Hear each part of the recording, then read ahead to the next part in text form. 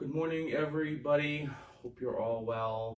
Let's see here. Kathy, hi, Kathy. Christine, hello, Christine. Had a great conversation with your husband last night. Um, Sounds like you guys are managing life okay and have Camille coming home this weekend, so you got that going for you. Hey, Paula, good to see you, Paula. Paula's my cousin, my mom's cousin. Good to see you. Hope you guys are well down there. Hope the whole extended clan is well down there. It had to be really weird. Well, it was really weird because us two not doing Palm Sunday's the biggest, I think, family gathering we have, and this was the first year that I can remember that it was canceled. Hi, Shannon, Mrs. G, good to see you. Richard, good to see you. Hope you're all well. What is it? It's April 29th.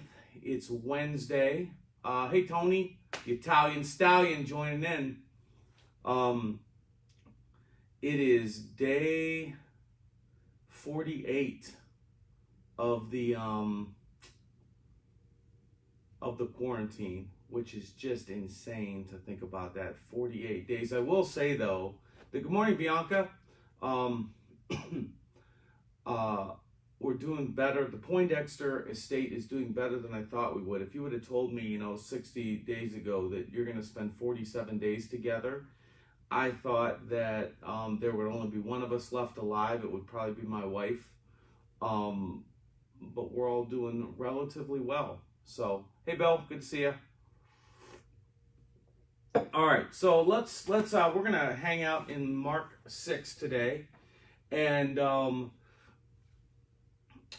so I want to start with a massive breakthrough I had in just reading the Bible in general. Hi, April.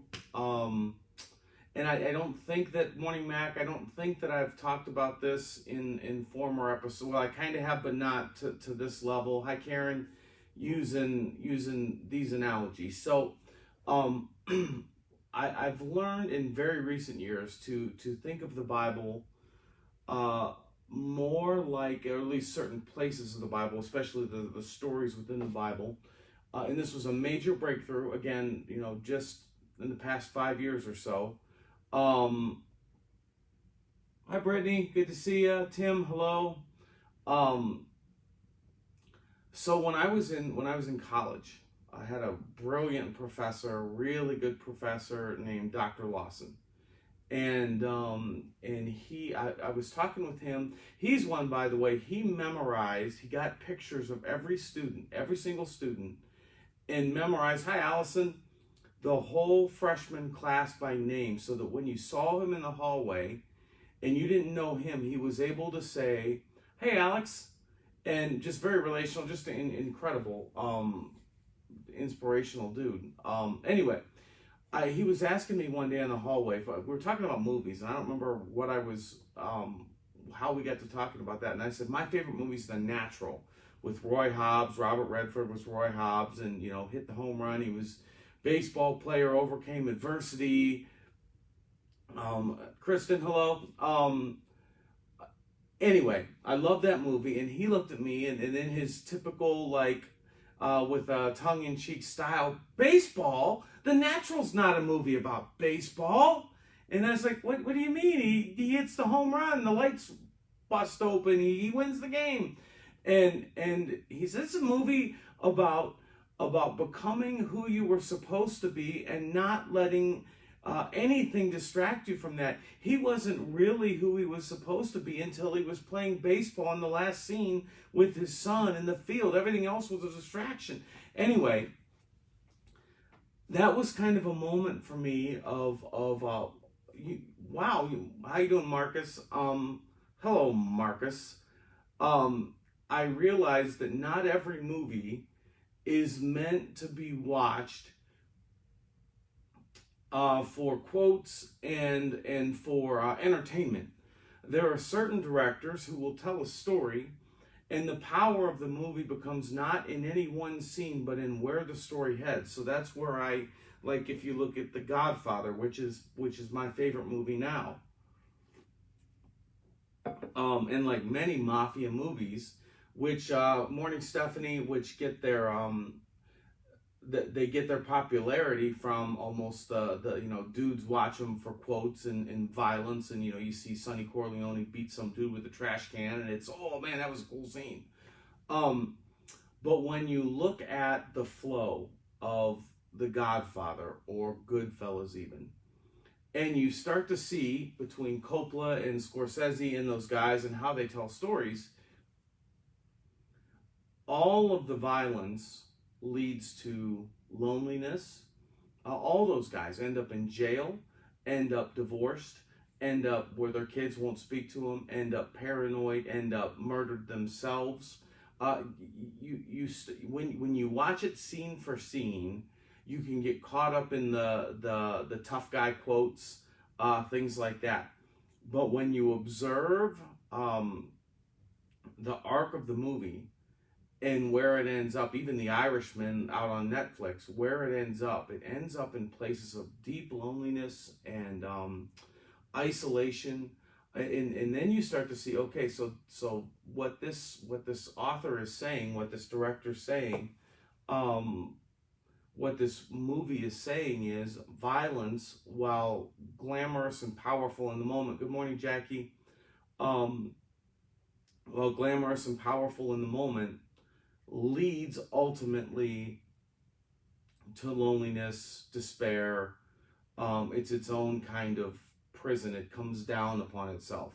Oh, you follow me? If you're just joining, I'm talking about how certain movies, you can't really watch them scene for scene. You have to see the arc. You have to see where things head, and then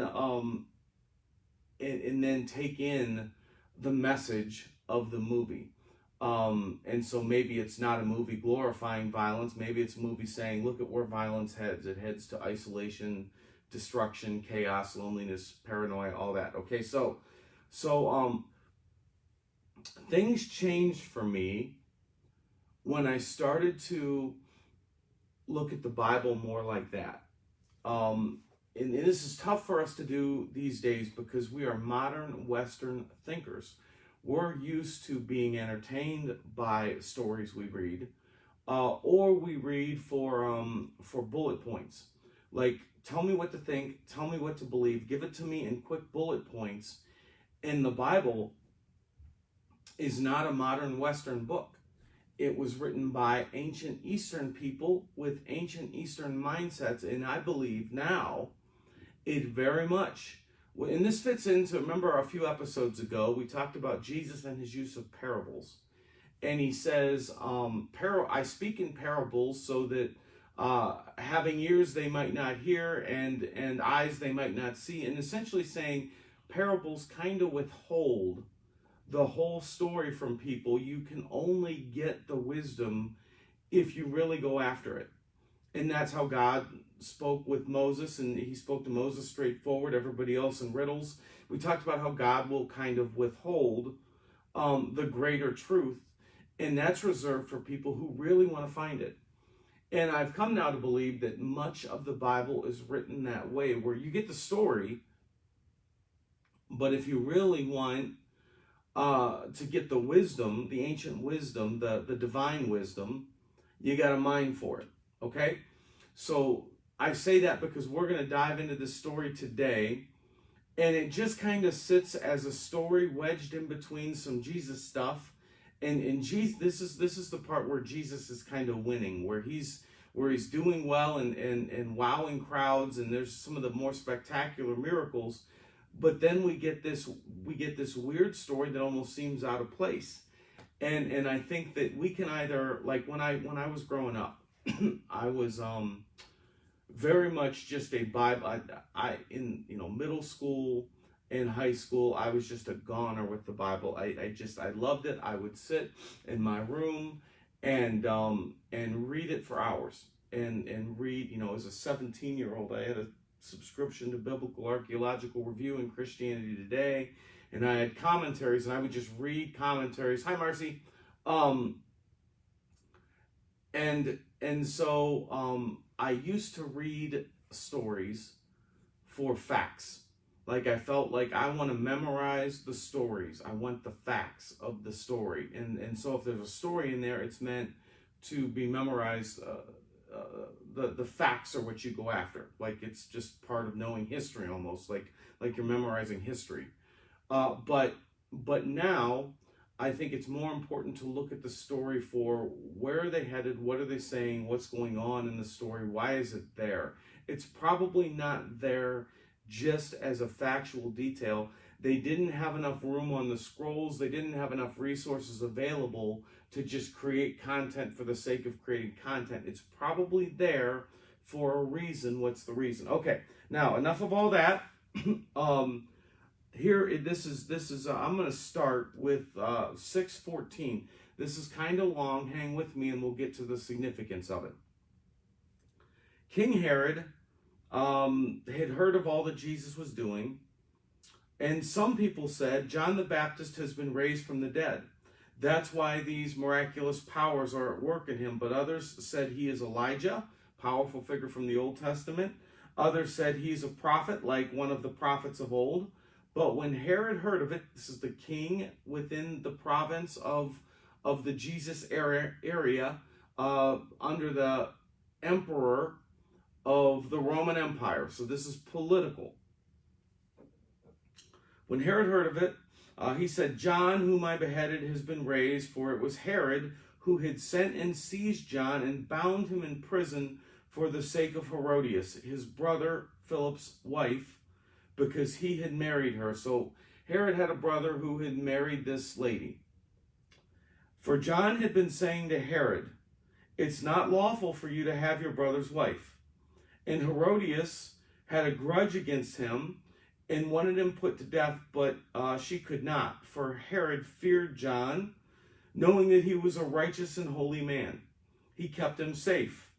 When he heard it, he was greatly perplexed, and yet he heard him gladly. In other words, he was perplexed by the wisdom, the teaching, the Jewish faith that John the Baptist taught, and he feared him as a godly man, and he respected him even though he didn't get everything that he was saying.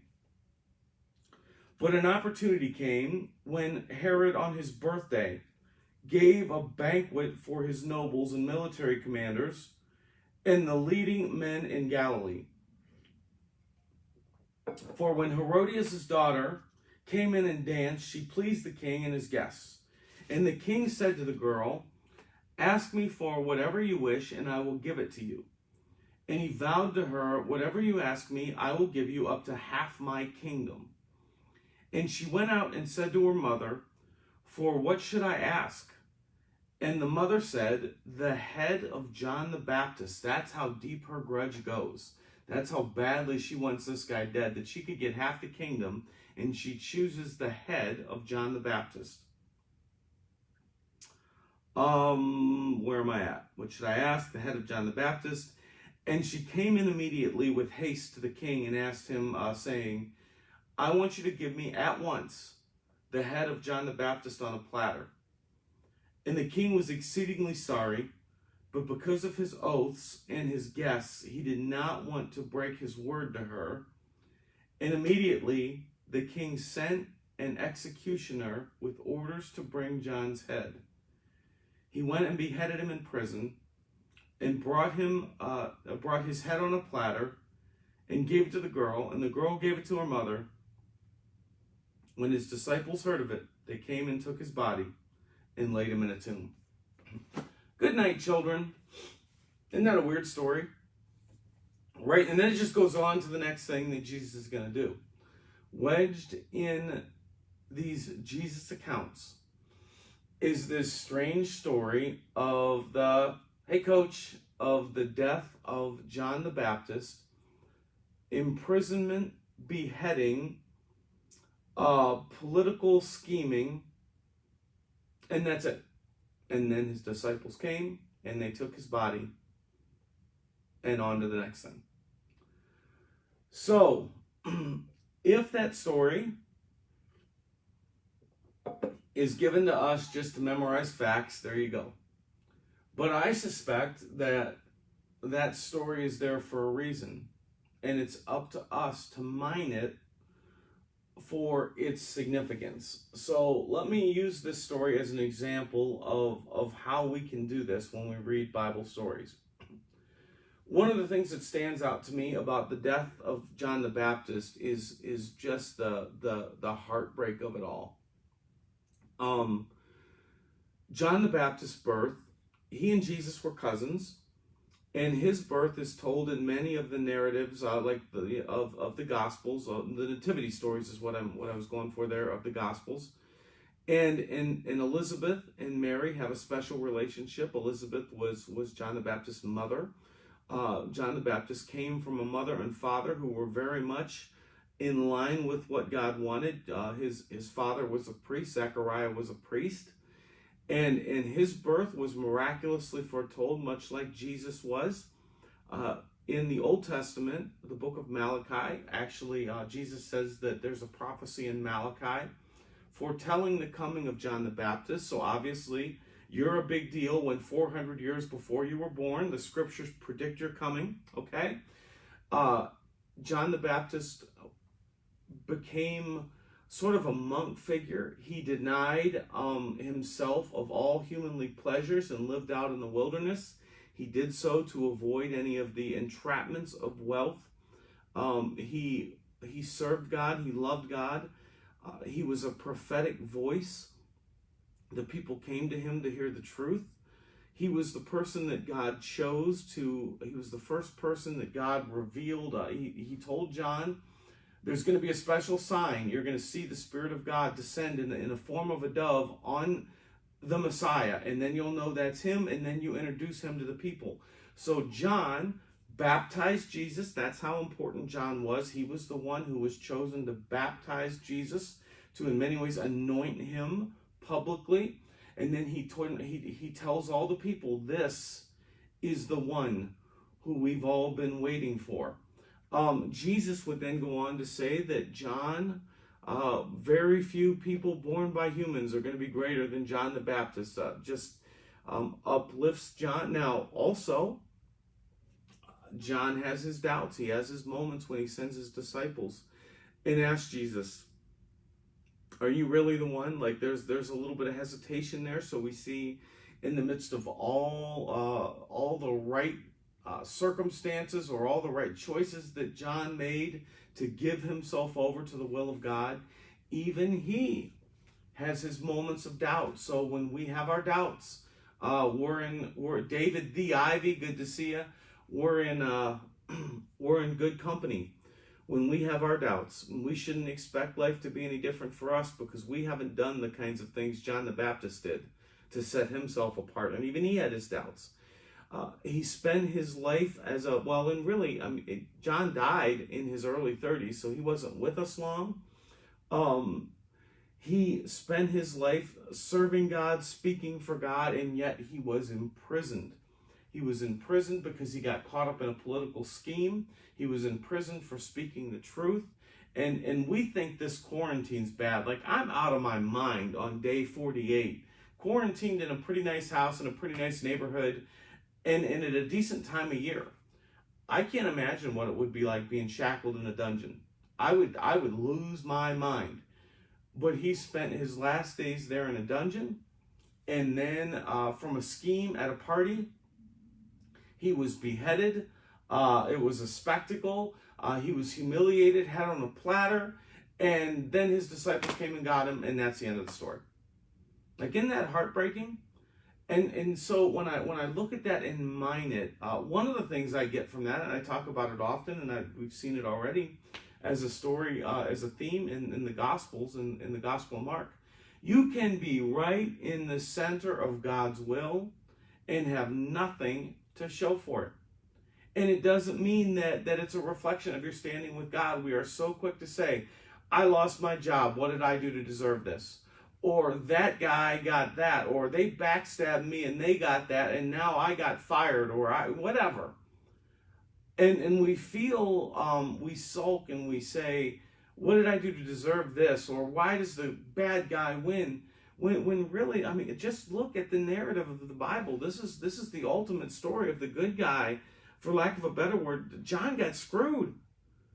and he didn't do anything wrong. And so we shouldn't be surprised, and we shouldn't spend a lot of time thinking, why would God, like, we're outraged, like this is some new thing that God allowed a bad thing to happen to a good person. This is the narrative, and then there's the whole propaganda thing.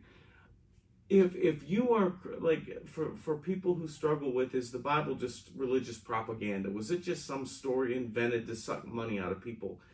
Is that what you put in something you make up? Like, if you're starting a movement that ultimately is meant to give you power, is that the story you make up about a guy who, how you doing, coach? About a guy who stood up for God, said the right things, stood up against the evil empire, and then was beheaded, and his followers came and took him away?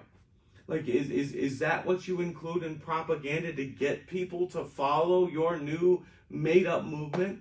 For me, those are the stories that validate the scriptures, because that's not something that I would want in a movement that I was making up to suck money out of people. It's like, or you might get beheaded. And then there's enough. So we got, number one, when I mind that story, it's like, okay, this validates the Bible, because I really don't think this is good propaganda if it's just made up story to start some kind of religious empowerment movement to suck money out of people. Number two, you can't judge your circumstances as a reflection of your standing with God, because John the Baptist was imprisoned and beheaded, and that was the end of his story. And he was right in the center of God's will his whole time, to the point where he was even prophesied that he would come 400 years before he did. And then there's this, okay? Here is a narrative. Conspiracy theorists, you'll love this. From the Tower of Babel on through the book of Revelation, here's one of the real narratives in the Bible. One of the real sort of beneath it all conspiracy. There's God's kingdom and there's global empire. Global empire can come in the form of big government, the Roman Empire. It can come in the form of the religious elite, religious suppression. It can come in the form of good old-fashioned, good old boy rich guy club, or good old boy HOA management. Anytime there is a system that limits the power to a few, that creates power with no accountability, that somehow uses power to oppress, that's empire. And any time that a group of people use schemes, use lies, manipulate, restrict, withhold, whatever, that's empire. That empire is conquest, empire is wealth, empire is lying, stealing, conniving for gain, to oppress the many, power to a few. Okay, that's empire. And it started with the Tower of Babel, and you can see it all through the Old Testament, and you can see it in the Roman Empire, in the Babylonian Empire, in the religious elite temple culture in Jesus' day. And it's certainly been alive and well in churches, in the Jesus movement itself, over the past 2,000 years. Hey, Lori. There's empire. And then there's the movement of God against empire. And the movement of God is characterized by love, by compassion, by servanthood, by generosity. Do you see the counterflow? There's the empire of conquest and power and achievement, and scarcity. And then there is kingdom of God, generosity, love, compassion, servanthood. See the difference there? And here's the thing. what happens when you stand up to empire. You're beheaded, you're crucified, you're stoned, you lose, you're imprisoned, you lose when you stand up to empire. But if you look at the Bible narrative, it's also one of trust. In that, and I think that part of this whole world is for God to show us, just trust the counter narrative. It may get you killed. Trust that I'm going to win in the end and that you will be rewarded in the end. But also what you'll see in counter narrative in Kingdom of God living and trusting is very good things that come into your world and into your soul from that. Because what we also observe is, just like I talked about with the Godfather at the beginning here today, empire narrative leads to misery, leads to paranoia, leads to death within the context of conquest, leads to constant wars, leads to false relationships, and ultimately leads to defeat by God in the end. We are invited to step into a narrative that could get us killed, a narrative that could get us fired, a narrative that probably or maybe won't get us the job because somebody else is playing by different rules. But in the narrative of generosity, of authenticity, of standing up for what is right, come the blessings of God, the approval of God, the ability to sleep at night knowing that we've done things God's way, and ultimate eternal reward. That's why Jesus calls that an eternal kind of life, because it starts here and we're welcomed into all eternity. But we also need to realize where it could end, because when you look at John the Baptist's story, it doesn't end well here. And so that's in many ways the narrative of the Bible, is you can do the right thing and it may get you beheaded. It may get you humiliated. It may get you killed. But can you trust that that's God's flow? And that life with God, and as Jesus would say, life to the fullest, is actually in that kingdom that could get you killed. Or you can be a part of the other kingdom, the empire, where you have some decent things now, but those things are probably going to fall down on top of you. And those things aren't going to make for a very good funeral and a very good legacy. And those things aren't ultimately going to bring you fulfillment and life to the fullest. I mean, there are plenty of Hollywood rehab centers, right? Celebrities that have it all ultimately turn to all kinds of vices and ultimately still choose suicide at times. So there's no inherent fulfillment in having it all and having all the power and all the wealth and all the fame. And so you see this narrative at work in the Bible, that standing up for the right thing could get you imprisoned and could get you killed. But in the end, God's going to win, and only God will defeat empire. That's the book of Revelation. God will defeat empire in the end, and he will bring a new eternal kingdom void of empire that we get to be a part of. So, number one, it's allergy season. Number two, I hope that you will mine Bible stories for what's going on beneath. Look for more than just facts. Look for more than just easy answers and bullet points of doctrine and theology. Mine it for divine wisdom.